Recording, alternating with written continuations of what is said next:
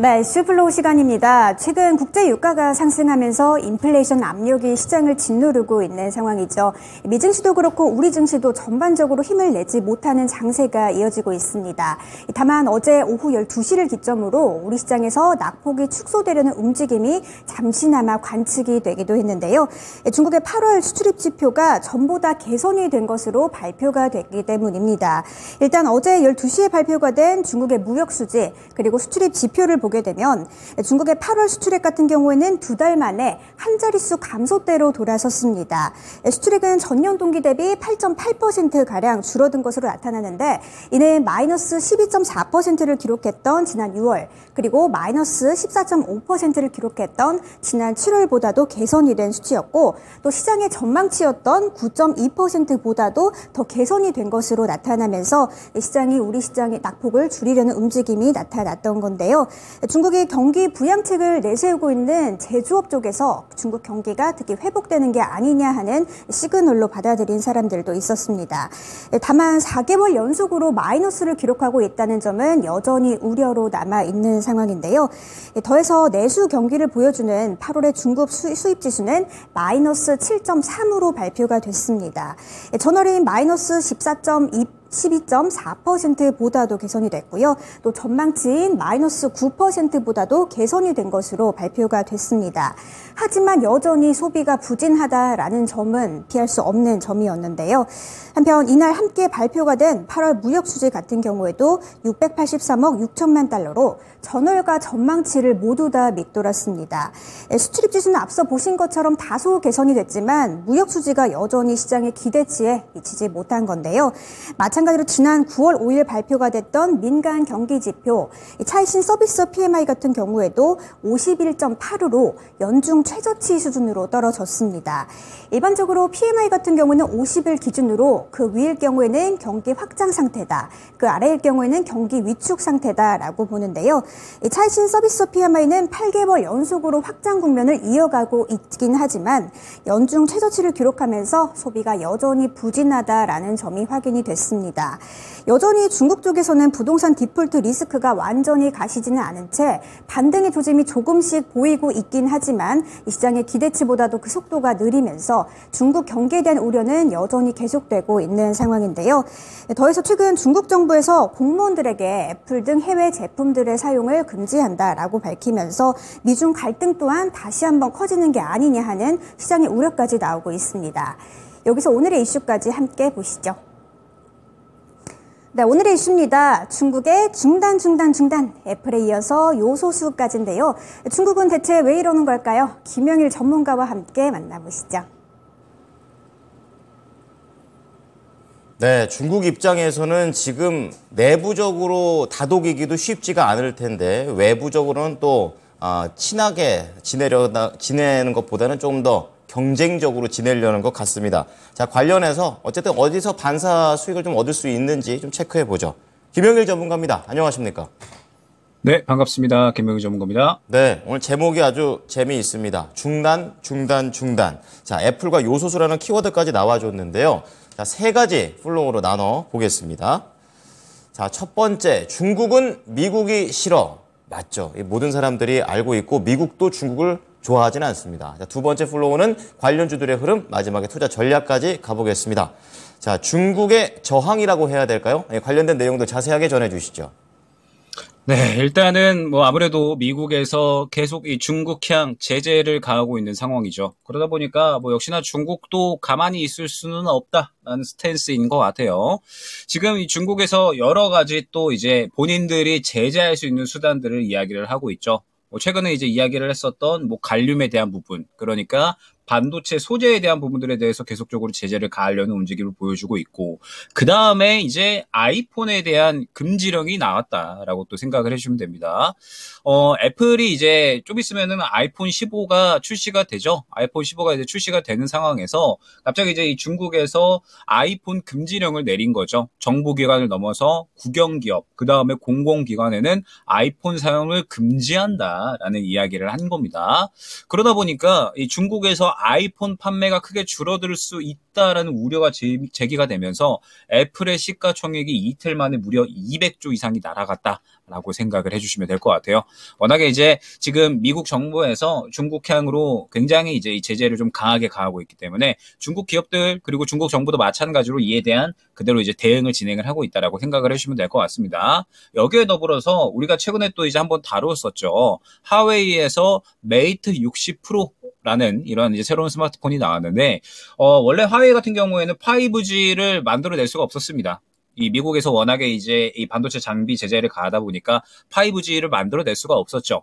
그런데 중국에서 자체적으로 7나노미터 공정을 성공을 하게 되면서 이 부분이 이제 이 화웨이에서 5G를 다룰 수가 있는 자연적인 이제 이 반도체 생태계가 만들어진다라는 이야기가 나오게 됐고, 그러면서 이 메이트 60 프로라고 하는 이 새로운 이제 이 화웨이의 제품이 굉장히 돌풍을 일으키고 있다라고 합니다. 지금 구매 대기자 행렬이 계속해서 이어지면서 애플의 이 소비 심리가 그대로 이제 화웨이로 넘어갈 수 있다라는 이런 이제 우려감들이 생겨나고 있고, 애플 같은 경우에는 미국과 유럽에 이어서 세 번째로 이제 이 비중이 높은 시장이 중국이기 때문에 전체 매출의 19%를 무려 이제 중국에 우전을 하고 있는 상태거든요. 그렇기 때문에 지금 이 중국에서 마침 화웨이의 새로운 이제 이 핸드폰이 나온 거, 5G 폰이 나온 거, 그러면서 지금 애플 향으로 이제 이 구매를 금지시킨 거, 이러한 부분들이 상당히 이제 애플에 대해서는 우려감들이 생길 수밖에 없는 부분일 겁니다.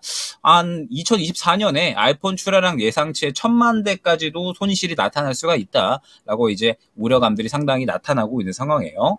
이러한 상황에서 지금 이제 중국에서 이 비료에 대한 부분들, 그러니까 요소 수출 중지를 요청했다라는 보도까지도 나오는 겁니다. 중국의 요소 수출 중지가 현실화될 경우에는 우리나라 약 2년 전이죠. 그때 당시에 이제 요소 수출 중단 당시에 굉장히 이제 문제가 커졌었죠. 우리나라 이제 화물차 업계들이 운행이 안 돼버리는 그런 이제 상황이 나왔었기 때문에 다시 한번 이제 이렇게 요소수 중단을 해버리면 요소수 품귀 현상이 재발을 하는 것이 아니냐라는 이런 우려감들이 또 생겨나고 있는 겁니다. 지금 이제 보게 되면 중국 정부에서 이제 요소 가격이 급등을 하면서 일부 이제 비료 생산 업체들에게 요소 수출 중단을 요청을 했다라고 이야기를 한 거죠. 그러면서 이제 이달 초부터 새로운 수출 계약을 중국 대형 비료 기업에서 체결하고 있지 않다라고 이제 이야기가 나온 겁니다.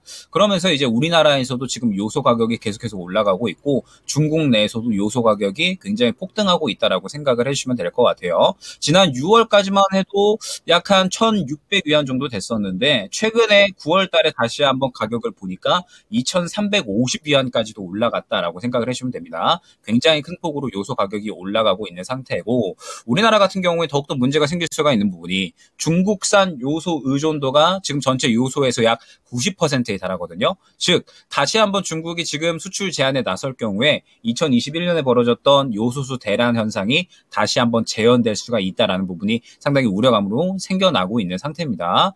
지금 이 요소수가 품귀 현상이 나타나게 되면 말씀드렸듯이 화물차 운행이 또 어려워지기 때문에 이 부분은 전체적인 경제에 대해서도 문제가 생겨날 수가 있는 부분이라 상당히 우려감이 생기고 있고, 이러한 부분들, 그러니까 중국이 지금 요소를 수출 제한하는 부분들은 아무래도 한국을 향한 우회적 경고가 아니냐라는 이제 이러한 이야기도 나오고 있어요.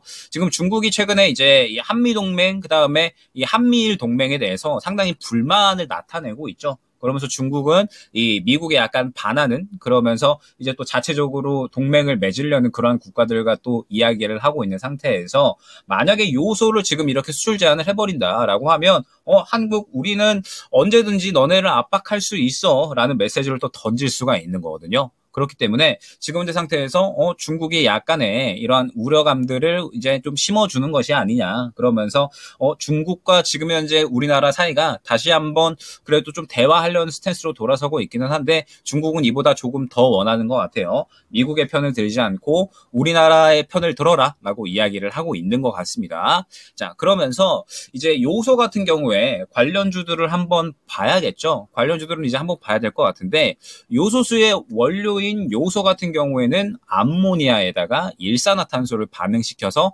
합성해서 만들어냅니다. 여기에 이제 증류수를 섞으면은 요소수가 만들어지는 건데, 이 암모니아와 이산화탄소, 뭐 그다음에 뭐 천연가스, 뭐 그다음에 뭐 석탄, 석유 이러한 이제 이 질소, 석유에서 뽑아낸 질소와 수소, 메탄 등을 원료를 이제 합성을 해서 이게 이제 요소수가 되는 겁니다. 그러면서 이제 요소수의 주 원료인 이 요소수나 혹은 이제 이 요소는 이 추출해내기 그렇게 이제 어려운 부분은 아니에요. 그런데 어려운 물질이 아닌데도 불구하고 지금 현재 상태에서 왜 이렇게 문제가 되느냐, 왜 품귀 현상이 자꾸 나타나느냐라고 이야기를 해보면, 원래 이제 우리나라 같은 경우에도 요소수의 원료인 요소를 생산하고 요소수도 자체 생산을 했었습니다. 롯데정밀화학 같은 경우에도 2011년까지 요소를 생산을 했었죠. 그러면서 중소업체들도 2013년까지는 생산을 했었는데, 결국에는 우리나라 기업들이 생산을 중단한 이유 자체가 결국에는 중국이나 러시아 등 다른 국가들과 비교해서 가격 경쟁력이 너무나도 떨어진다라고 이제 판단을 한 거예요. 그러다 보니까 우리나라가 요소 생산을 중단을 했고, 지금 국내 업체가 다시 한번 요소 생산에 뛰어든다라고 해도 돈이 되지 않는 상황은 마찬가지다라고 생각을 해주시면 될 것 같아요. 가격 경쟁력이 워낙에 떨어지기 때문에 국내 기업들이 뛰어들기에는 상당히 어려운 그런 시장이 된다 생각을 해주시면 될 것 같습니다. 그러면서 다시 이제 뭐 이러한 부분들을 고려를 하고 국가 차원에서, 정부 차원에서 사업을 추진한다라고 하더라도 공정을 다시 개발하고 반응로를 만들고 시험 생산을 해서 양산까지 가려면 수개월 혹은 길게는 1, 2년 정도가 소요가 된다라고 해요. 그러면서 다시 이제 이 가격 경쟁력이 생겨나려면 결국에는 그 이상까지도 걸릴 수가 있다라는 부분이 문제점이 되는 겁니다. 그러면서 요소를 생산하기 위해서는 또 이제 석탄의 국내 생산을 늘려야 되는데, 여기서 이제 또 석탄을 늘린다라는 부분은 결국에는 지금 전 세계가 탄소 중립을 외치고 있는 상황에서 온실가스 규제를 지금 계속해서 진행을 하고 있는데, 이러한 상황을 또 어느 정도 반하는, 역행하는 행위가 될 수가 있겠죠. 그렇기 때문에 지금 현재 상태에서 답이 나오는 거는 대체제를 만들어내는 부분, 그 다음에 이제 수입처를 다변화하는 부분밖에는 없다라고 생각을 해주시면 될 것 같습니다. 그렇기 때문에 뭐 지금 현재 상태에서 이 요소수 관련된 이슈가 나오다 보니까, 그리고 딱히 지금 대안이 없다 보니까 관련주들이 어찌됐든 어느 정도 반응이 나오고 있는 것 같아요. 지금 현재 상태에서 보게 되면은 뭐 비료 관련주들이 상당히 좀 강하게 상승이 나오고 있죠. 뭐 TKG 캠스나 KG 케미칼 같은 직접적인 관련주들도 있겠지만, 오늘 같은 경우에는 비료 관련주들이 조금 더 강하게 상승이 나오는 모습을 확인을 할 수가 있습니다. 지금 보게 되면 일단 상한가에 근접한 종목이 누보, 그 다음에 효송 OMB 정도로 볼 수가 있을 것 같아요. 그러면서 이제 뭐 그 뒤에 보게 되면 뭐 남해화학 같은 이러한 종목들도 있고, 뭐 경농, 조비, 미래생명자원 이러한 종목들이 있는데, 결국에는 지금 현재 상태에서 이 가장 중요한 부분은 수급이 가장 크게 들어가는 종목이 어떠한 종목인가를 한번 봐야 될 것 같습니다. 지금 보게 되면 누보와 효송 OMB가 가장 크게 움직이고 있는 모습을 확인을 할 수가 있는데, 보게 되면 이 누보 같은 경우에는 그 전에 들어왔었던 수급 대비해서 오늘 들어왔던 수급이 그렇게 크지 않다라는 부분을 확인을 할 수가 있어요. 반면에 효성 OMB 같은 경우에는 일전에 들어왔었던 수급 대비해서 오늘 들어가는 수급이 상당히 크다라는 부분을 확인을 할 수가 있죠. 지금 현재 상황에서 수급상으로 봤을 때 대장이 될 가능성이 좀 더 높은 종목은 효성 OMB다라고 생각이 됩니다. 그러면서 지금 따라가는 종목들을 보게 되면 남해화학이나 혹은 이제 조비, 뭐 그 다음에 경농 이런 종목들이 있는데, 지금 이런 종목들을 보게 되면 오늘 오전에 시가에 굉장히 길고로 확 떴다가 그대로 다 차익 실현 혹은 이제 눌려버리는 모습을 확인을 할 수가 있죠. 지금 현재 이 요소수 관련된 종목들도 선별적인 상승이 나오고 있다라고 생각을 해주시면 될 것 같습니다. 그러면서 그 외에 이제 직접적으로 이제 요소 사업을 하고 있는 뭐 TKG 캠스나 KG 케미칼 같은 경우에도 오늘 상승이 나오는 듯 했지만, 결론적으로 힘이 크게 들어오지 않았기 때문에 어느 정도 차익 실현이 그대로 매물대에 부딪혀서 나오는 모습을 확인을 할 수가 있죠.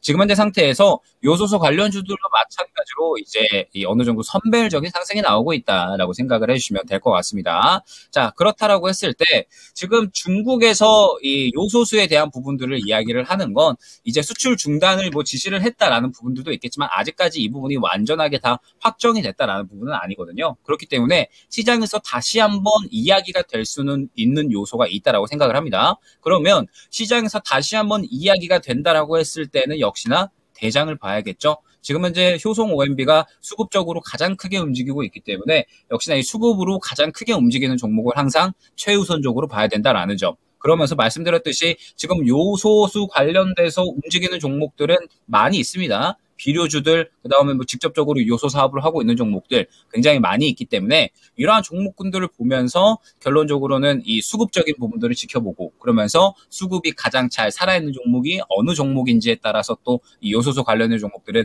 다시 한번 이슈가 나올 때 접근할 필요성이 있다 생각이 됩니다. 네. 자, 중국의 여러 가지 이런 중단과 관련해서 한 6, 7가지의 관련 종목들까지 말씀을 좀 해드렸습니다. 뭐 바로 투자 전략 들어가 보면 되겠습니다. 요소수라든지 이런 중국의 중단 관련된 종목들 전략은 어떻게 가져갈까요? 네, 지금 현재 상태에서 일단은 중국이 압박하고 있는 카드는 지금 다 꺼내 들고 있는 것 같아요. 그렇기 때문에 결국 단기적으로 끝나지 않을 가능성은 분명하게 있다라고 생각을 합니다. 그러면 시장에서 다시 한번 이야기가 나올 때 우리가 어떤 종목을 접근을 해야 되냐라고 하면 결국에는 수급이 훌륭한 종목들 순서대로 접근을 할 필요성이 있다는 점 생각을 해보시면 될 것 같고, 여기서 지금 시장에 대해서 조금 더 이야기를 해보면 시장이 지금 안 좋은 이야기들이 조금 더 이제 또 많이 나오고 있죠. 유가 급등, 뭐 그다음에 지금 현재 뭐 중국의 제재 안들, 그리고 이제 미국 시장도 지금 FOMC를 앞두고 있는 상태에서 결론적으로 이제 다시 또 조정이 나오고 있는 구간인 것 같아요. FOMC까지 12일 남았는데 다음 주에 또 CPI까지 발표가 되잖아요. CPI가 발표가 되는데 만약에 CPI까지 안 좋게 나온다면, 그리고 유가가 지금 급등을 하고 있는 상태에서 유가가 급등을 했기 때문에 만약에 또 파월 의장이 금리 인상에 대한 발언을 또 한다면 이런 우려감들이 그대로 시장에 또 작용을 하고 있는 것 같거든요. 그러다 보니까 결국에는 시장에서 주도주로 활약하는 종목군들, 반도체나 2차 전지는 지금 계속해서 쉬어가는 흐름이 나오고 있고, 오늘 같은 경우에도 결국에는 완전하게 개별주 종목 장세다라고 생각을 해주시면 될 것 같습니다. 이슈가 있었던 요소수 관련된 종목들 지금 상승이 나오고 있고, 그 다음에 오늘 로봇 관련된 종목들도 이제 추가적으로 상승이 나오는 모습을 다 확인을 할 수가 있죠. 뭐 레인보우 로보틱스도 최근에 워낙에 수급이 훌륭했기 때문에 추가적으로 더 상승 나오는 모습. 뭐 그다음에 오늘 또 하나 보자면 아진 엑스텍 같은 이러한 종목들도 수급이 굉장히 훌륭했기 때문에 오늘 추가적으로 상승 나오는 모습. YTN 같은 이러한 이제 종목들도 결론적으로 오늘 추가적으로 상승이 나오는 모습. 지금 보게 되면 YTN 같은 경우에는 매각권이고, 그 다음에 지금 로봇주들은 이 로봇 이슈에 따라서 수급이 형성되면서 수급이 계속해서 도는 모습을 확인을 할 수가 있죠. 그 다음에 지금 요소수 관련된 종목들은 이제 수급이 들어갔다라고 봐야 될 것 같고, 오늘 또 상승이 나왔었던 종목군들 중에는 비만 치료제 관련된 종목들도 있죠. 항상 말씀드리지만 이렇게 올라가는 종목들은 결국에는 다 수급이 훌륭한 모습을 확인을 할 수가 있습니다. 비만 치료제 인벤티지랩 같은 경우에도 지금 보게 되면 수급이 크게 들어가 있으니까 수급이 크게 들어가 있는 상황, 이 수급이 크게 들어갔던 부분을 근거로 해서 상승이 나오는 거거든요. 그렇기 때문에 결국 다음 주, 다다음 주도 시장이 강하기는 힘들 겁니다. CPI 발표에 FOMC까지 일정이 있다 보니까 시장이 강하기는 힘들겠지만 이러한 이 시장, 어려운 시장 상황 속에서도 결국에는 수익을 볼 수 있는 방법은 수급이 가장 중요하다라는 점. 그렇기 때문에 오늘도 시장 마무리가 되면 여러분들 한번 수급이 강한 종목이 뭐가 있는지 골라보시면 또 다음 주에 좋은 종목들을 선별해서 미리미리 접근하실 수 있지 않을까 생각이 됩니다. 네. 근데 그 수급 다 찾으려면 시간이 너무 많이 걸릴 것 같아요. 그래서 오늘 공개 방송 일정을 좀 준비를 해 주셨는데 오늘 장마치고 오후 4시에 진행됩니다. 주제 어떤 겁니까? 네, 지금 현재 상태에서 역시나 주도주를 갖고 계신 분들이 굉장히 좀 많으실 것 같기 때문에 9월 달에 2차 전지와 반도체 주도주 어떻게 대응할 것인가, 매수 타이밍 잡기, 이렇게 이제 한번 이야기를 다뤄보도록 하겠습니다. 네. 포인트는 반도체와 2차 전지가 되겠습니다. 어떻게 다뤄야 될지 오늘도 4시 공개 방송 일정 많은 참가 부탁드리겠습니다. 한 주 동안 고생 많으셨습니다. 네, 감사합니다. 네, 이슈 플로우 김영일 전문가였습니다.